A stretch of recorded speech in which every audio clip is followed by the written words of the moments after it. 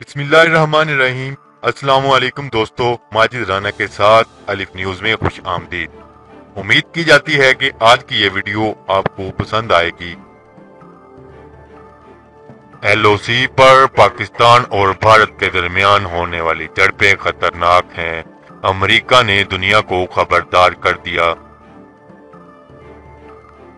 अमरीकी अहकाम ने अपनी रिपोर्ट में कहा है कि कंट्रोल लाइन पर पाकिस्तान और भारतीय अफवाज के दरमियान सरहदी झड़पों से कशीदगी बढ़ने के खतरात हैं, जबकि पाकिस्तान में फिरका वाराना और दहशतगर्दी के वाकयात कम हो गए हैं। अमरीकी दिफाई इंटेलिजेंस एजेंसी DIA के director lieutenant general Robert P Ashley ने आलमी सलामती सूरत हाल पर अपनी रिपोर्ट आर्मर्ड सर्विस कमेटी में पेश की।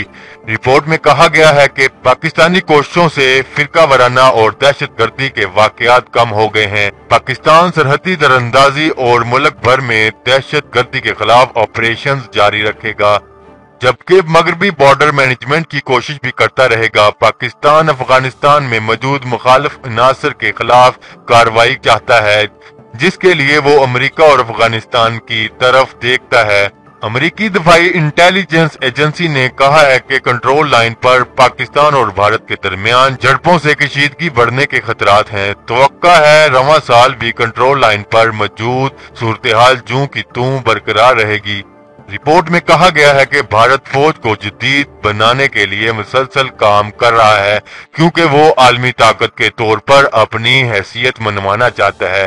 नई दिल्ली में अपनी आलमी हैसियत के लिए एटमी ताकत को जरूरी समझता है। इस सिलसिले में वो पहली एटमी आबदोज बनाकर इंडियन नेवी के हवाले भी कर चुका है, जबकि जल्द दूसरी एटमी आबदोज भी बहरिया के हवाले कर देगा। भारत एशिया भर में अपनी सफारती जबकि बहरा हिंद में अपने मफादात का तहफ़्फ़ुज़ भी कर रहा है।